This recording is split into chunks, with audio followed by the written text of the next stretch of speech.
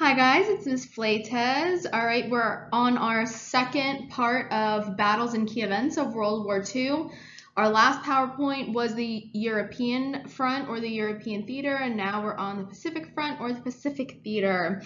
After this, our next PowerPoint is going to be the end of World War II for both the European and the Pacific front, and then after that, we'll get into the Holocaust. Make sure you are following along with your guided notes. Same thing as the last lecture. I have videos to go with the battles, but it didn't really work out with me putting the videos in the PowerPoint. So I'm just going to give you guys a quick summary of everything, and then you'll watch the videos as reinforcement and just answer the questions. All right, so let's first talk about how war in the Pacific happened, all right? So we're going to start with Japanese militarism. Japan began its expansion of East Asia in 1931. Now, if you remember our nationalism and imperialism chapter, Japan was an imperialist country. They were really the only country in Asia that wasn't imperialist because all other countries, China, Thailand, all those places were being controlled by European powers. We remember the Russo-Japanese War. Japan asserted its dominance as being an imperialist power since the early 1800s, okay? So they're continuing to invade China, invade Manchuria, and gain more land to become more powerful. Now, China has an open door policy with the United States and a lot of other European powers. It's equal access to trade for the United States, Japan, and other European countries. So China has an open door to get resources. This is kind of lingering from imperialism even to the 1930s, okay? The United States saw Japan invading China, and the United States saw this as a threat to their open door policy with China because they said, well, we have good relations with China right now, and I really like the trade that's going on. It's saving us money, it's easy for us, it's cheap labor, we don't have to pay as much. But if Japan takes over, they might have a different economic policy, and that might change our trading with Asia. So we don't really like that Japan is invading China, and the United States is really taking it as a threat to themselves also. All right, continuing Japanese militarism. So there was an event called the Nanking Massacre, or the Rape of Nanking, or Nanjing, you might see it with the J. This was the mass murder and rape of Chinese people by Japanese troops from 1937 to 1938. So this is a city in China where Japan, when they were invading and taking over, it was just mass hysteria, mass murder, looting, raping women, just a really horrible, horrible massacre that happened. And this was also kind of like the last straw for the United States. Like, if you're gonna kill all these people in China, like, you're really affecting our trade with China, okay? We don't want you invading them, we don't want you taking over. After the massacre in 1940, Japan signs a pact with Germany and Italy and officially becomes part of the Axis powers. Germany liked the mentality of the Japanese rulers and this militaristic style of governing. Hitler even said, Japan, they look very different from us, but they're actually another form of the Aryan race, and really tried to justify with the people why he liked the Japanese. And the German people believed, they're just like a different form of Aryan people, which they're not. He just liked that militaristic style, and Hitler's like, I'm going to take over Europe, Japan's going to take over Asia, and let's work together for world domination, pretty much. So the United States does not like what's happening, okay? They don't like the Japanese invasion of China. They don't like the mass murder of the people in China. They feel like it's directly affecting their trade with China. And now Japan says that they're on the same side as Germany, which the United States has been having a problem with. So in response to all these acts, the United States places economic sanctions and embargoes on oil and other natural resources in the Pacific. So the United States does have territory that they own in the Pacific, where they get resources, right? Imperialism, that whole chapter, okay? In response, they cut off oil supply and put a high tax or trade barriers on certain islands and certain places in the Pacific where Japan would get their resources, okay? So as you can see in this political cartoon, we have the Japanese war machine and they're trying to fill it up with oil, and then we have Uncle Sam, who represents the United States, cutting the oil supply, right? So is Japan just going to do nothing and sit around? No, they have a response to the United States getting involved, okay? And we know it was a very, very big and impactful response. Okay, before we look at that response, I just want to show you this map. We're going to come back and look at this map again, just so we know that the area that we're talking about. So we have, let me get my pen. All right, I'm going to use red.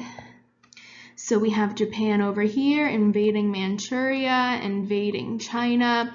This is hurting trade with America, right? We have Hawaii over here. If you see on the Hawaiian Islands, we have Pearl Harbor. Pearl Harbor is a military base in Hawaii. This is part of the United States, right?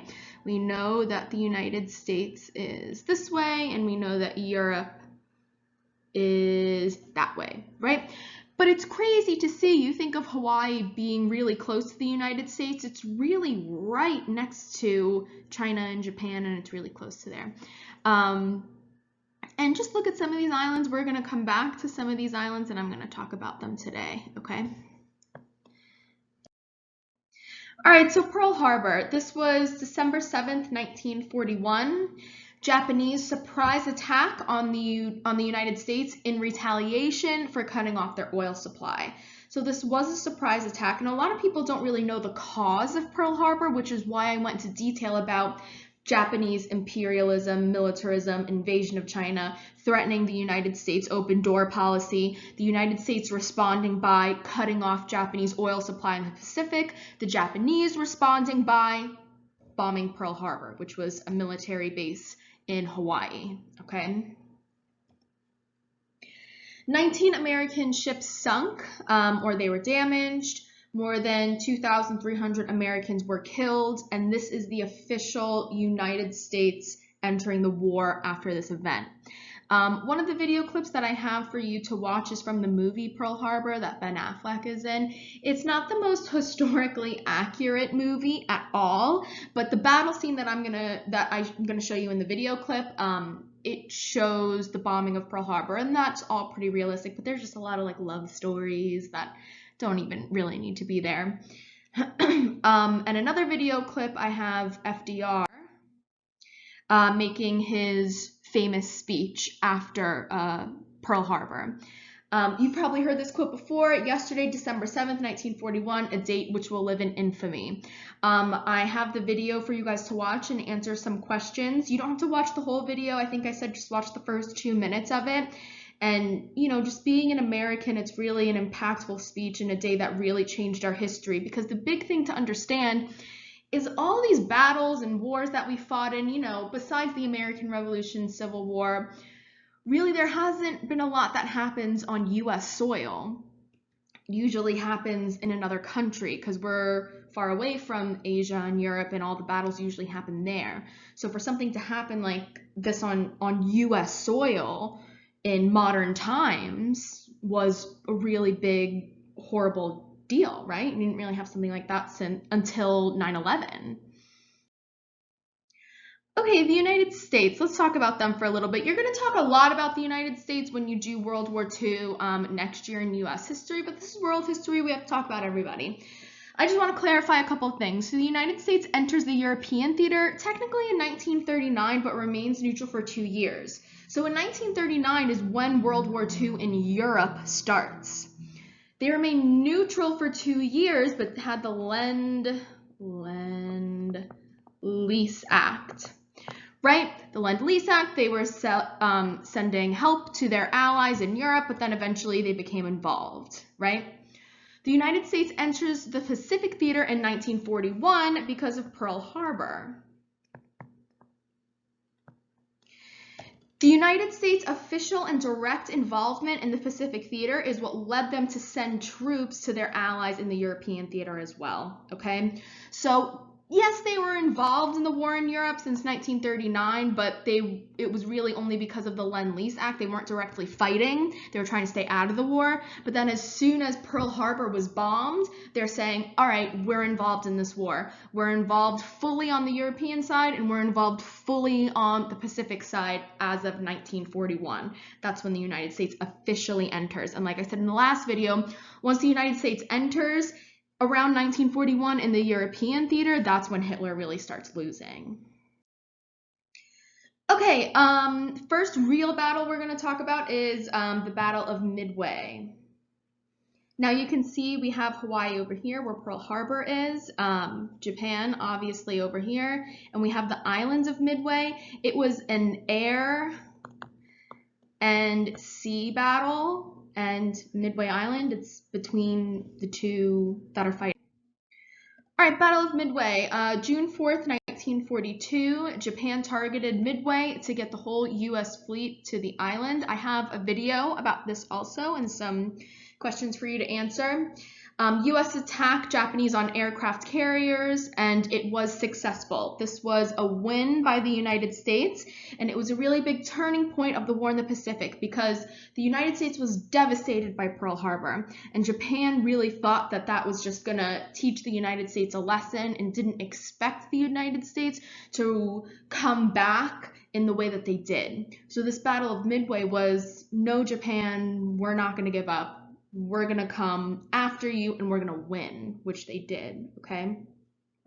And you'll see the attacks on the aircraft carriers. So these are boats that are holding airplanes, and the United States basically just bombed and attacked almost half of their aircraft carriers, okay? And you'll see that in the video. Here are some pictures. All right, the next thing I want to talk about is island hopping. So this is a military strategy employed by the Allies in the Pacific War against the Axis powers, Japan. Okay, so it's a military strategy. It entailed taking over an island and establishing a military base there. The base was in turn used as a launching point for attack to take over another island. So in the Pacific, it's just a bunch of islands, right? Archipelagos, right? We talked about that's geography, that's what Japan is. So the United States, they go to one island, they attack, they win, they build a military base there, they plan their next attack. They go to the next island, they attack, they win, they build a base, they go to the next. They go to the next island, and they keep island hopping like this until they get closer and closer to Japan. Okay? And you're going to see that in this map. So, whole thing started in Pearl Harbor. They're going to island hop from one to the next, to the next, to the next, to the next, until they get closer to Japan, okay? Island hopping, military strategy.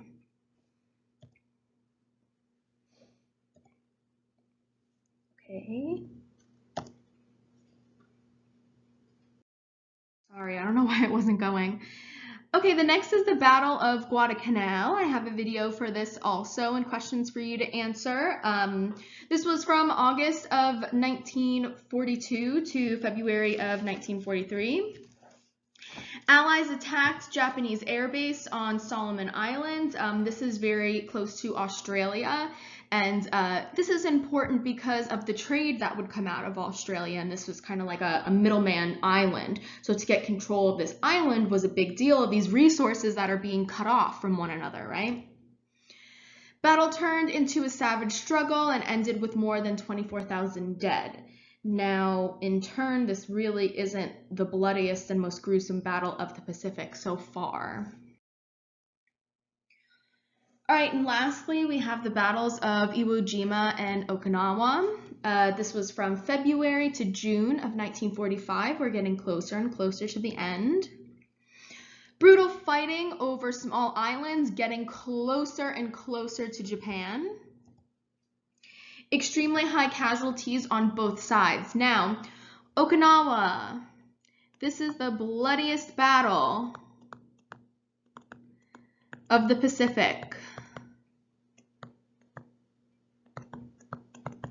It is also the last battle, or last main event until the end of the war, which spoiler alert, the United States bombs Japan, right? And we're going to talk about that when I do my next lecture, End of World War II. I'll do the specifics on the ending of the European front and the ending of the Pacific front. But Okinawa, bloodiest, and it's the last big war before the end, okay? You know, Pearl Harbor was the most devastating part of the war for the United States, but really after that, it was just win after win after win. And they're just island hopping from one to another, and they just keep winning until they get close to Japan, and then the rest is history, right? This is a very famous picture that was taken in the Battle of Iwo Jima. You've probably seen this before. Again, island hopping, the U.S. troops, they win this island, they put their base there, and they put a flag there to really show the power, the strength, the courage that the United States will not be defeated, and that was at the Battle of Iwo Jima. Okay, so let's look at this map again, because we talked about a couple battles, so let's identify where they are on the map. So we have Pearl Harbor, we have Midway, we have the Solomon Islands, so this is Guadalcanal, sorry. We have Iwo Jima, and we have Okinawa. So slowly you see the island hopping, right? We're gonna go here, we're gonna go there, we're gonna go there, we're getting closer to Japan. This is our final destination. What gets bombed? All right, and we're gonna talk about that in our next chapter. A couple more things that I want to talk about that really does go with both the Pacific and Europe. So this is something called the Geneva Convention. This laid out the rules of war in the late 1800s, okay? And this was a European convention that laid out the rules of war. One section was the treatments of prisoners of war, okay? So in World War II in Europe, according to the rules of the Geneva Convention, you have to treat your prisoners of war a certain way, okay? To be a warrior means that you're also a gentleman. You're not going to torture your prisoners of war. You're just going to make them do work at your naval base, okay? Some of them even got paid really, really low salaries. So say you would get paid, you know, $2 an hour, they would get paid like 10 cents an hour, okay? But according to the Geneva Convention in Europe, European fighting style, the rules of war, no matter how much you hate them, if you take in a prisoner of war to your camp, they just have to do work, okay? There's actually a German prisoner of war housing in Central Florida, which is interesting. So if there was an overflow of German prisoners of war taken by the Allied soldiers, they were sent to Central Florida. And what do you think the work that they did in Central Florida? They picked and harvested oranges, right? There's actually a museum that you can go to, and then it has all the artifacts from the German prisoners of war. Okay, so in Japan, it's a little different, right? Because Japan isn't part of Europe. They're not affiliated with this Geneva Convention rules of war. It's a very different lifestyle. It's a different culture. So in the Pacific, the Japanese were very brutal to their prisoners of war. Prisoners of war endured gruesome tortures with rats, ate grasshoppers for nourishment. Some were used for medical experiments and target practice. And about 50,000 Allied prisoners of war died, many from brutal treatment. So there's a movie called Unbroken. It came out maybe like 2014. I remember seeing it in theaters. But it's a true story about this man he was a prisoner of war in Japan during World War II, and it really shows the gruesome treatment of prisoners of war. And it's, again, very violent, but it is a good movie that demonstrates that, okay?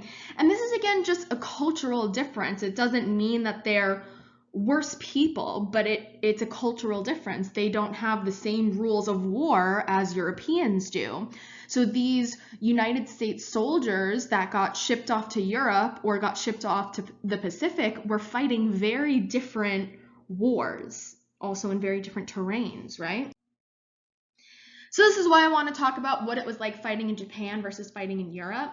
So for the United States, what it was like to fight in Europe, think about it. In Europe, they have a very similar culture to the United States.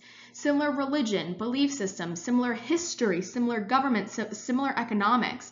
Most people in the United States derive from white Christian Europeans, okay? These are where their ancestors came from. They're going to have a similar culture, similar belief about Christianity and the afterlife. And yes, the United States obviously hates Nazis, but there's a certain way to handle warfare that was a common thing that didn't need to be said because of that common culture and religion, okay? Whereas for the United States, what is it like to fight in Japan? It's a very different culture. You know, think about everything that we've learned so far in this class. We talked about ancient China, we talked about ancient Japan. Think about their culture, their religion, their morals, their fighting tactics. It's all very different than the United States. The United States and Europe, they have a lot in common. The United States and Japan, they're very different culturally, spiritually. So it was a very different battle that they fought in Japan. Different respects of the dead. So I read this book when I was in college, and it was a biography of this man who fought in World War II in the Pacific. And he said that the Japanese soldiers, if they would find, a dead American soldier, they would kill him. Instead of just leaving him to die, they would cut up his body, put certain body parts in the dead person's mouth, just like be really disrespectful to the dead because it's a different culture. Whereas in Europe, you may not have found that as much. You might have, but it's just a different way of fighting. It's a different rules of war. They really didn't have a lot of common ground, okay? On top of a very different and very difficult terrain, okay? So in Japan, it is extremely hot.